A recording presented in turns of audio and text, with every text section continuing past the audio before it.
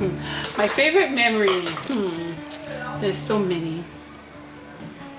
But one in particular is, I will always remember how he used to watch his cowboy movies with the TV so loud. Sounded like the gunshots was in our own house. Sounded like the horses was running through the hallway. To me, it's more of he used to come to our house just randomly on his bike from the job, from the dock. He'd ride him all the way to the house and he would give us like no warning, just pop up on the bike and no food's cooked, nothing. You walk in and right then that was the best thing because my mom would right then and there we get food all the full meal. And of course, as you can see early morning. You can see we enjoyed those meals. Yeah. So I mean, funny thing, Yeah. best memory deals with food, but Yeah. yeah, that's one of the main things I remember. He used to pop up randomly on a bike, just show up, and we'd come out of the room, he'd be sitting in the parlor talking stories. Yeah. With my dad. Be like 7 in the morning. Yeah. We're eating like a meal for dinner. Yeah. Yeah. That's one good memory. Actually, just swinging by at the house, coming mostly on the weekends when we get the Cowboys game. So he always used to be on the bed one side. I used to jump on the bed with him. Those days we used to be losing all the time, but it was good fun just for watching that special moment with me and him. Sometimes Junior would stay on the bed or stay downstairs playing. For me, I think my fondest memory would be the one-on-one times when we was mostly with each other and doing things that, like go to football games and stuff like that. Talk. It was one of the cherished moments that I had. Mine's one is when I went on a boat with him to Kona and I got sick. Going over to Kona couldn't handle because it was kind of rough, and he told me just stay inside, but he was going outside. I'm not going to stay inside by myself, with everybody else. So I followed him outside on the deck. Got more. I was throwing up over the sides. He bring me back inside. He tell me, "Boy, eat one orange." So I grabbed one orange. The cook gave me an orange. I eat more, so I still throw up. But that was a fun time, that I had him with him all by myself, and that was a memorable moment that I had to catch the plane back because they were gonna put me back on the boat. Just him being there for us, for me. I mean, even no matter how far I lived, he used to my memory is just watching him walk up the stairs at my Wahiwa house and visiting, bringing food early in the morning. I mean, I'm not hungry, but he brought food. And then when I was pregnant to Na'ai, I always used to ask for o'io from Boyd's Market, and he always used to have it after I'd done work. He used to have it, and I used to make the two older sibs mad at me, Pastor Barbs and Julian, because they had to be the ones to go run down and buy them. And they always used to go, can you ask for something else? Because we're the ones running down to Boyd's. So, just he was always there for us. My memory. When I was taking him to his doctor's appointment, and I was trying to pull into the stall but back up my car, and this lady was trying to edge her way in to pass us, but I told him, "Dad, can you move back?" Because I wanted to rip the lady. And he would look at me and he told me, "Pastor, Pastor." He kept telling me that. So that's one of the memories that I remember of him when in his last days. I get plenty, but one of them was my senior year in high school. I was playing football, and then all the parents had to come. Well, they never had to, but you could take pictures with the parents that year. And Dad was so busy going in and out of the islands because he was the captain, and he made time to come up to the high school and take my football picture with me. And that was one of the fondest memories that I had of him. Besides riding horse up at Honolulu. For me, my memories of him is hearing his boots come through the hallway every time. I knew he was home. So, and I knew when he was leaving, because he would be, you would hear the sound of cowboy boots walking through the hallway. And so it'd be the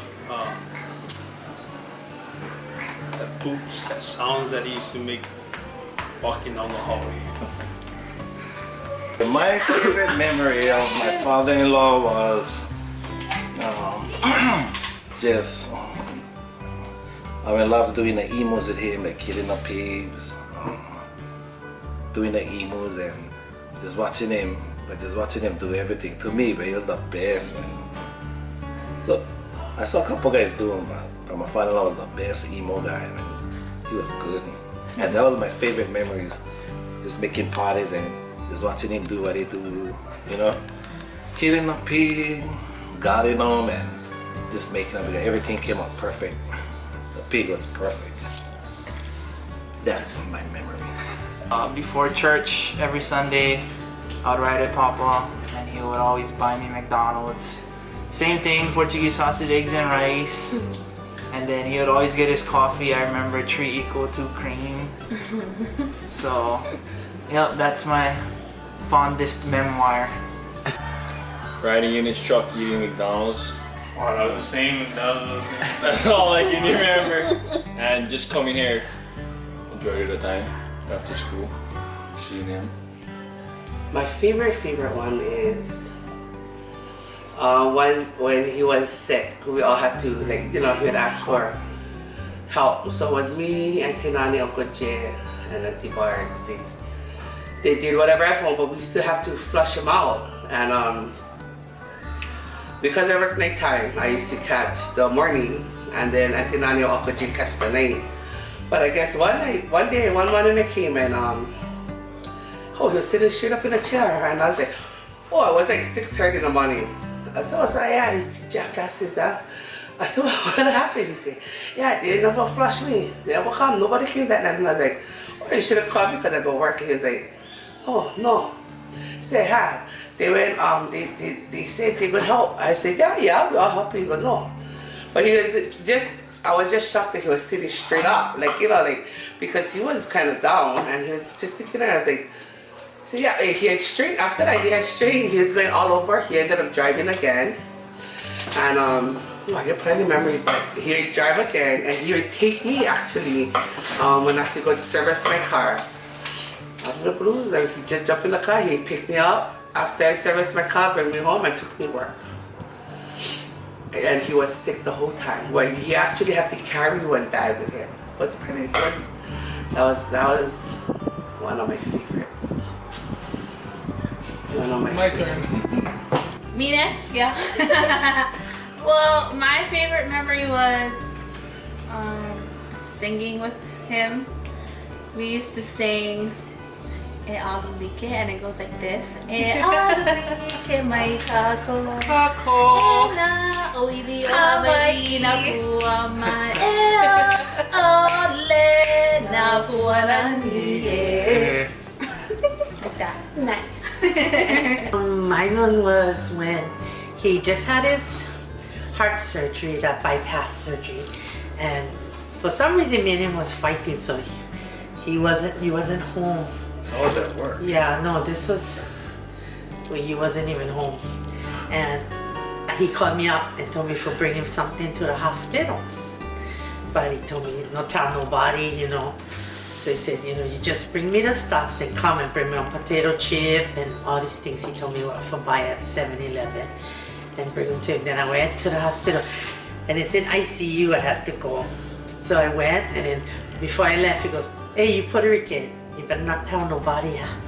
You better not tell nobody what you brought to me. And I said, yeah, okay, I'm not gonna tell because I was being disobedient. I wasn't supposed to be there taking him this eat what he wasn't supposed to have. But I always remember that because, well, he trusted me to come and bring him down, and he trusted I wasn't going to tell nobody that I did that naughty thing. I took his chips where he's not supposed to have it. His chew where he's not supposed to have into ICU. Yeah, I always remember that because I wasn't supposed to. Funny when we was getting married, he snapped at me That was your favorite memory. and called me all my names. My favorite memory is it was my first day in 7th grade going to my school, and nobody woke up to wake me up, but the one that came downstairs was Papa, and he said, "Hey, the girl gets school today, eh?" And we all just got up like super fast. But when I was ready, he had a McDonald's breakfast for me. Just scarfed down in the car on the way to the bus stop. Scarf. Fondest memory of Papa would be Christmas time. Spending Christmas with him. What I miss about Dad most is just his company, being around, somebody to talk to. He was always there for me and my family. Me most of the time, because I know he was always working. Yeah, just miss his company. What I miss most about my dad is when we would have school breaks, and my mom would always tell us that we gonna go to the Big Island, and we would go to the Big Island, and my dad, he would,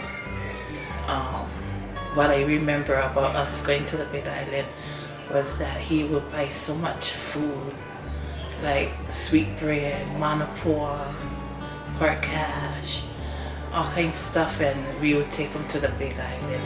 That even his family was always excited when we would come, because we would stay like 3 weeks in the Big Island, because that's how he used to spend his vacation. He used to spend his vacation in the Big Island, but also when we would go on school breaks, it was our vacation too with him. I miss his authority. Just when you know Papa home, Papa's the boss.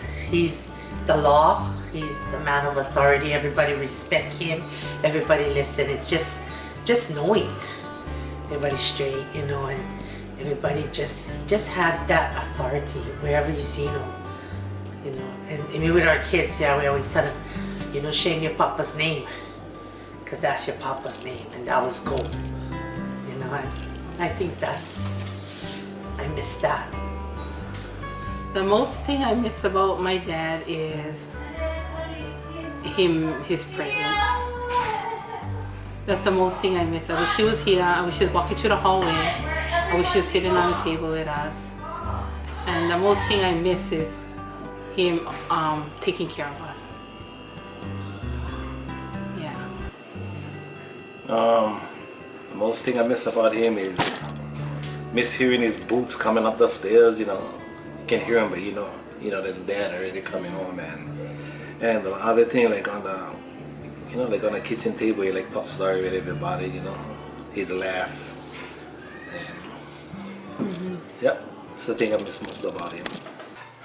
Mostly when he used to say, "Boy, no worry," or when I used to just tell him some stuff. He said, "No worry, just do what you have to do or whatever." But he wasn't there for just tell me for no worry, just do what I gotta do. Wasn't always the right answer, but was the most okay. was good fun. That's about it. But Asking him for money whenever the monopod truck would come down the road. And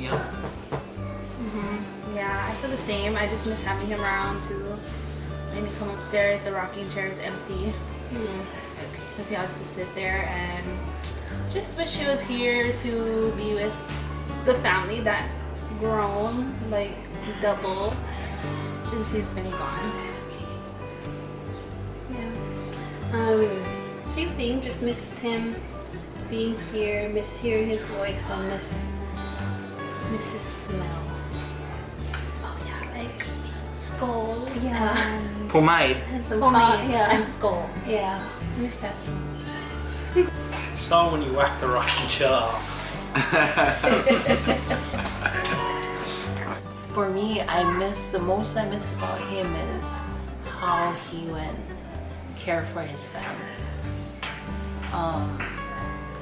He always would make sure that we was well taken care of, even when he's not here. But I miss his presence, because when he was here, for him, seeing us happy is what mattered to him. So as long as he would see that was joy to him. And so one time he would tell your mother-in-law, he would tell her, oh, Julian, I need $1,000. And so she was like, why are you always asking for $1,000? So one day she said, Dad, why do you need $1,000? And he said, I only spend my money on you guys. All I do is buy food. Because that was his joy. That was his love. That's how he showed us his love, is making sure we were taken care of. So that's one of the things that I miss about him being here. I miss having, like, how you see, like, Risha, she get my mom, she get my dad, her grandparents. For us, we get two technically. But one is in Puerto Rico, we don't see him. And then there's my mom's real dad, and we rarely see him. So it's more, I feel like I miss having a grandparent, in my life, kind of thing. Yeah, same here. Because we always had our grandma and then our grandpa, and then it was like, now we have none. To me, that's how I feel. It feels like I have no grandparent left. Mine also is him not being there. I miss him opening this ice box. Every time a car go down the road, he open the ice box, look at the car, shut the ice box. He not looking in the ice box, but he So I just miss all the funny stuff about him. We never really talked before, or I never really came, but when he was, we kind of were not helping him when he was sick. Man, he's pretty interesting. He's an interesting man. We have fun. I mean, he even take me, go get me my TV at Kimot, and he was driving, he drove me all over when my car was in the shop, and the whole time he was sick. So I missed their driving, the talking. I'm kind of glad that I had that little time, with him. And that's what I miss. I miss that. The stories that he used to tell us about going on, about being a cowboy, all the stories that he used to share with us when he was a young boy. And that was touching. Just his presence, being here, hearing his laughter, knowing that he's sitting on his rocking chair when we get here, or he's sitting by the window looking over. It's one of the things that I really miss is just him being here, and just the times that we share. Kind of had a special connection.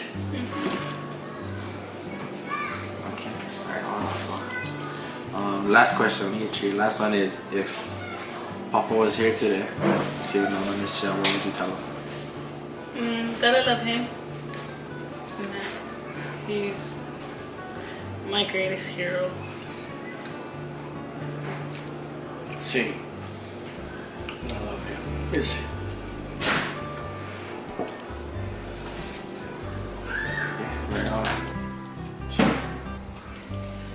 For me, if he was sitting in that chair right now, I would be sitting right next to him and hanging out.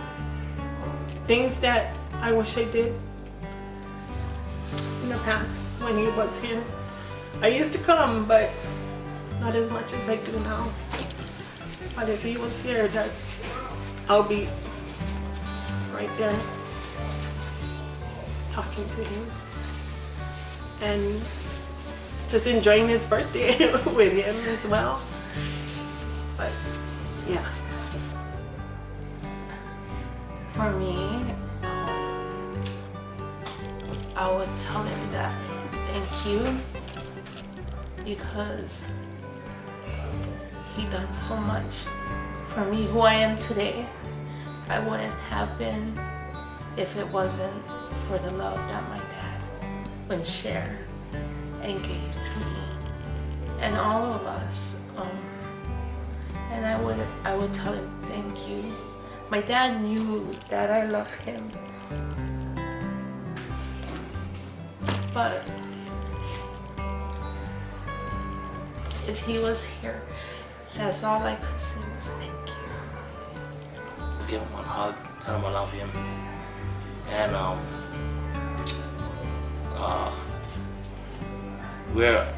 I'm blessed to be in the family, and we our lives could have been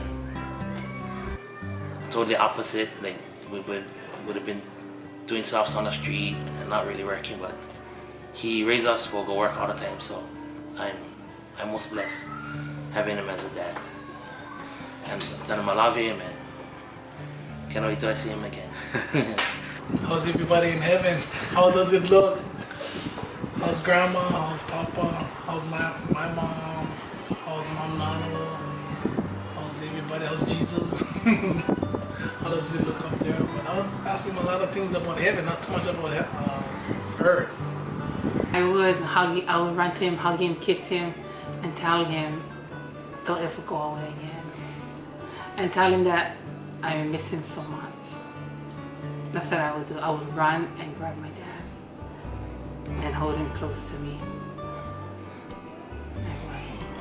The thing I would tell my father-in-law, if I saw him over here, I would tell, I would hug him too, and I would tell him that thank you for being a good example, like for working for your family, and that's how I learned how to work. I used to see him go work every day, and I would try to model after him, and that's the thing I would tell him. I would tell him thank you for being a good role model, like providing for your family. That's what I would tell him. Yeah, I would tell him that I love him so much and that I miss him so much. Yeah, but me too. Love you, Dad. I would tell him how much I appreciate him and how he raised us, that I wouldn't change that for nothing else. And I know he knows that I truly love him. Probably say, oh yeah, 3 more. I would tell him how much I love him and Mele Kalikimaka and that Cowboys are going Super Bowl. I would say Aloha Bauya Oi, because I can speak Hawaiian now. And I would say Mele Kalikimaka, and yeah, no, I just would tell them how much I love him and appreciate him. Good job. I would tell him that I love him, and I would just hug him and kiss him and hold his hand. Just never want to let him go. For me, I would ask him for one last ride on the boat. Just to see him in his element. Something that he was great at, something he worked so hard. I would like to be able to share with just one more ride, you know, kind of thing. That's a good one. I would probably just like to talk story with him, hug him, and everything. And just sit down, have the conversations. I would tell him that we miss him, we love him, and that I think I would be excited if we introduce my granddaughter to him, you know, because all our kids name after him. I would tell him I love him.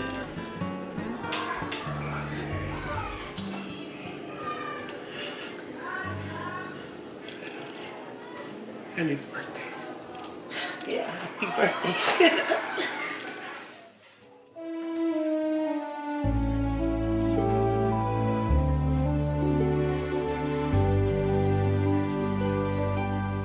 You may go,